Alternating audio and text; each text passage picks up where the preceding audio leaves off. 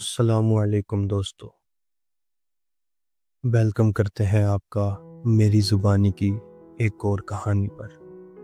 میرا نام علی ہے اور میں اس چینل پر آپ کے بھیجے ہوئے سچے واقعات نریٹ کرتا ہوں۔ آج کی ہماری یہ کہانی ہمارے ایک سبسکرائبر نے بھیجی ہے۔ کہانی شروع کرنے سے پہلے ہمارے سننے والوں میں اگر کوئی ایسا دوست موجود ہے کہ جن کو ان واقعات سے ڈر لگتا ہے تو وہ اس کہانی کو یہیں پر چھوڑ سکتا ہے، اور باقی سننے والوں سے میری گزارش ہے کہ ایک بار آیت الکرسی ضرور پڑھ لیجئے تاکہ ہم سب اللہ تعالیٰ کی پناہ میں آ سکیں۔ تو چلیں اپنی کہانی کی طرف بڑھتے ہیں۔ السلام علیکم علی بھائی، میرا نام مراد ہے اور میں لاہور کا رہنے والا ہوں۔ آج کا یہ واقعہ جو میں آپ کو بھیج رہا ہوں، یہ بات آج سے تقریباً 10 سال پہلے کی ہے، جب گرمیوں میں ہم 4 دوستوں نے یہ ارادہ کیا کہ 2-3 دن مری میں جا کر گزارے جائیں۔ میرے ایک دوست کے پاس مہران گاڑی موجود تھی، تو ہم 4 دوست لاہور سے صبح کے 5 بجے مری کے لیے روانہ ہوئے۔ علی بھائی، ہم تقریباً دن کے 12 بجے کے قریب مری کے قریب پہنچ چکے تھے۔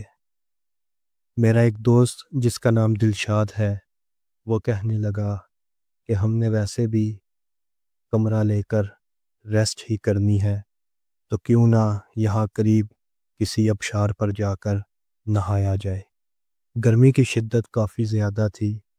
ہم لاہور سے یہ سوچ کر نکلے تھے کہ مری کا موسم اچھا ہوگا، لیکن دن کے وقت مری کا موسم بھی لاہور کی طرح ہی کا تھا۔ ہم نے گوگل پر سرچ کیا تو ہمیں معلوم ہوا کہ ہم سے تقریباً 40-50 منٹ کی مسافت پر ایک آبشار موجود ہے۔ ہم نے لوکیشن لگائی اور اس آبشار کی طرف چل دیے۔ جب ہم اپنی لوکیشن پر پہنچے تو وہاں پر ایک ڈھابا تھا۔ ایک بابا جی وہاں پر چائے اور پکوڑے بیچ رہے تھے۔ میں گاڑی سے اترا اور ان سے جا کر آبشار کے بارے میں معلوم کرنے لگا۔ معلوم کرنے پر پتہ چلا کہ یہاں پر آبشار کے لیے 15-20 منٹ پیدل چل کر جانا پڑے گا، کیونکہ وہ رستہ سارا کچا تھا اور پتھروں پر بنا ہوا تھا۔ وہاں پر ہم گاڑی لے کر نہیں جا سکتے تھے، لیکن بابا جی نے مجھے بتایا کہ یہاں پر کچھ سال پہلے آپ کی طرح کے ہی کچھ دوست نہانے کے لیے آئے تھے، لیکن پانی زیادہ ہو جانے کی وجہ سے وہ ڈوب کر مر گئے۔ اس کے بعد سے یہاں پر نہانے پر پابندی لگا دی گئی تھی، لیکن اب پابندی ہٹ چکی ہے اور پانی بھی کم ہو چکا ہے، لیکن لوگوں نے یہاں پر نہانا چھوڑ دیا ہے۔ لوگوں کا کہنا ہے کہ جو بھی یہاں پر نہانے کے لیے آتا ہے وہ کبھی لوٹ کر واپس نہیں جاتا۔ میں نے بابا جی کی بات سنی اور میں واپس آ کر اپنے دوستوں کو اس بارے میں بتایا، تو میرے دوست یہ سن کر ہنسنے لگے اور کہنے لگے کہ تم بھی ان باتوں پر یقین کرتے ہو کیا؟ اتنے دور اتنا سفر کر کے آئے ہیں تو اب نہا کر ہی واپس جائیں گے۔ باقی 3 دوستوں کے کہنے پر میں بھی ان کے ساتھ ان پتھریلے رستوں پر چل پڑا۔ تقریباً 20-25 منٹ پیدل چلنے کے بعد ہم آبشار کے قریب پہنچ گئے۔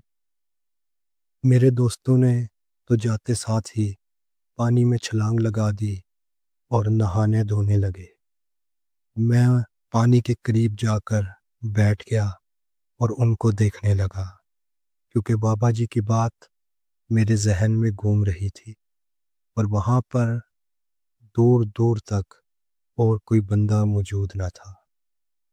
جب 10-15 منٹ میرے دوست نہا چکے، پانی میں انجوائے کر چکے، تو پھر ان کو دیکھ کر میرا ڈر بھی کم ہو گیا اور میں نے بھی پانی میں چھلانگ لگا دی۔ علی بھائی، پہلے کے 15-20 منٹ تو ہم نے خوب انجوائے کیا، لیکن کچھ دیر کے بعد مجھے ایسے محسوس ہوا کہ جیسے میرے دونوں پاؤں کو کوئی چیز بار بار چھو رہی ہے۔ میں نے اپنے دوستوں سے پوچھا کہ تم میں سے کوئی میرے ساتھ مذاق کر رہا ہے کیا؟ لیکن وہ کہنے لگے کہ نہیں، ہم تو اپنا انجوائے کر رہے ہیں۔ بہرحال میں نے اس چیز کو اگنور کیا کہ ہو سکتا ہے پانی میں کوئی مچھلیاں وغیرہ موجود ہوں۔ ہم اپنا انجوائے کرتے رہے۔ علی بھائی، ابھی ہمیں نہاتے دھوتے ہوئے تقریباً آدھا گھنٹہ ہی گزرا تھا کہ دوست میرے کہنے لگے کہ اب بس واپسی کی طرف چلتے ہیں، مری بازار میں جاتے ہیں، کوئی کمرہ دیکھتے ہیں اور تھوڑی دیر ریسٹ کرتے ہیں۔ یہ کہہ کر میرے دوست پانی سے باہر کی طرف نکلنے لگے۔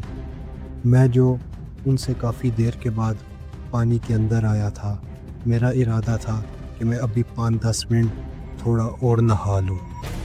علی بھائی، میرے دوست پانی سے باہر جا چکے تھے اور جہاں کر بیٹھ کر میرا باہر آنے کا انتظار کر رہے تھے۔ میں پانی کے اندر اپنا انجوائے کرنے میں مگن تھا کہ علی بھائی، اچانک مجھے ایسے محسوس ہوا کہ میرے دونوں پاؤں کو کسی نے بہت زور سے پکڑا ہے اور ایک دم سے مجھے پانی کے اندر کھینچ لیا۔ علی بھائی، اس چیز نے اتنی مضبوطی سے مجھے پکڑ کر پانی کے اندر کھینچا ہوا تھا کہ میں چاہ کر بھی پانی سے باہر نہیں آ پا رہا۔ میں نے زور زور سے چیخنا چلانا شروع کیا اور ہاتھ پاؤں مارنا شروع کیے۔ میرے دوست جو پانی کے باہر بیٹھے ہوئے میرا انتظار کر رہے تھے، وہ بھاگ کر پانی کے اندر آئے اور مجھے نکال کر باہر لے کر گئے۔ علی بھائی، میرے ناک اور کانوں میں پانی جا چکا تھا۔ مجھے ایسے لگ رہا تھا کہ جیسے میرا دماغ سن پڑ گیا ہے۔ میں اپنی آنکھیں بھی صحیح طریقے سے کھول نہیں پا رہا تھا۔ میرے دوستوں نے میری مدد کی، مجھے اٹھایا اور ان پتھریلے راستوں سے واپس مجھے گاڑی تک لے کر گئے۔ ہم مری بازار میں ہم نے ایک کمرہ لیا اور کمرے میں آ کر لیٹ گئے۔ تب تک میری حالت تھوڑی بہت ٹھیک ہو چکی تھی۔ میں نے اپنے دوستوں کو بہت بتایا کہ کسی چیز نے دونوں ٹانگوں سے مجھے پکڑ کر پانی کے اندر کھینچ لیا تھا، لیکن میرے دوستوں نے اس بات پر یقین نہیں کیا کہ مراد، یہ تمہارا وہم ہے، پانی کے اندر ضرور کوئی بڑا پتھر ہوگا، اس سے تمہارا پاؤں سلپ کر گیا ہوگا اور تم پانی کے اندر چلے گئے ہوگے۔ میں نے انہیں یقین دلانے کی بہت کوشش کی، لیکن انہوں نے میری بات کا یقین نہیں کیا۔ علی بھائی، ایسے ہی کرتے کرتے رات ہو گئی۔ ہم دوستوں نے یہ ارادہ کیا کہ ہم رات کو جلدی سو جائیں گے تاکہ صبح جلدی اٹھ کر ہم باقی پوائنٹس پر گھوم سکیں۔ علی بھائی، ہم نے تقریباً رات کے 9-10 بجے کھانا کھانے کے بعد سونے کا ارادہ کر لیا۔ رات کو میرے باقی 3 دوست تو سو چکے تھے، لیکن میرے دل و دماغ میں دن کو پانی والا واقعہ ہی گھوم رہا تھا۔ میرا ڈر سے برا حال تھا۔ تقریباً رات کے 12 بج چکے تھے۔ نیند میرے قریب آنے کا نام تک نہ لے رہی تھی۔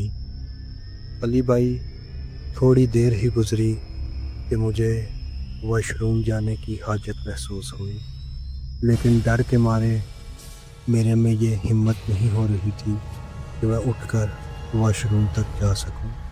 حالانکہ ہمارے کمرے میں ہی اٹیچ واش روم موجود تھا، لیکن جو دل کو میرے ساتھ واقعہ پیش آیا تھا، میرے دماغ میں بس وہی بات گھومی جا رہی تھی۔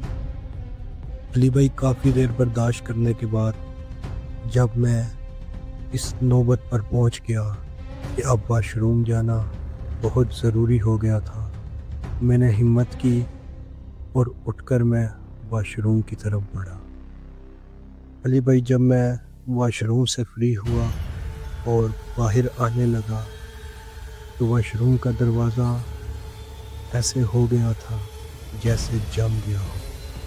میں نے دروازے کو کھولنے کی بہت کوشش کی، لیکن دروازہ پکی طرح بند ہو چکا تھا۔ میں نے بہت زور لگایا اور دروازے کو زور زور سے کھٹکایا، لیکن وہ دروازہ کھلنے کا نام ہی نہیں لے رہا تھا۔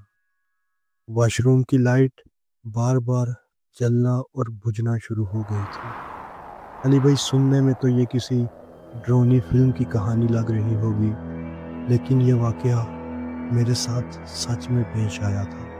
میں نے بہت زور زور سے دروازے کو کھٹکانا شروع کیا تاکہ میرے دوست آواز سن کر میری مدد کر سکیں، لیکن نہ جانے وہ کیسی گہری نیند میں سوئے ہوئے تھے کہ میری اتنے چیخنے چلانے کی اور اتنا دروازہ کھٹکانے کی ان تک آواز نہ پہنچ سکی۔ علی بھائی، کافی دیر میں چیختا چلاتا رہا اور دروازے کو کھولنے کی کوشش کرتا رہا کہ تھوڑی دیر کے بعد وہ دروازہ خود بخود کھل گیا۔ میں بھاگا اور بھاگ کے فوراً اپنے دوستوں کے پاس گیا اور میں نے شور ڈال کر انہیں اٹھا دیا۔ وہ اٹھے تو میری حالت دیکھ کر پریشان ہو گئے۔ میں نے انہیں ساری بات بتائی، لیکن وہ کہنے لگے کہ ہمیں تو تمہاری نہ چیخنے کی آواز آئی ہے اور نہ دروازہ کھٹکانے کی۔ علی بھائی، مجھے بہت تیز بخار ہو چکا تھا۔ میرے دوستوں نے مجھے اپنے پاس لٹایا اور تسلی دی کہ ہم صبح ہوتے ہی یہاں سے واپس لاہور کی طرف نکل جائیں گے، لیکن میں ضد کرنے لگا کہ نہیں، مجھے ابھی یہاں سے نکلنا ہے۔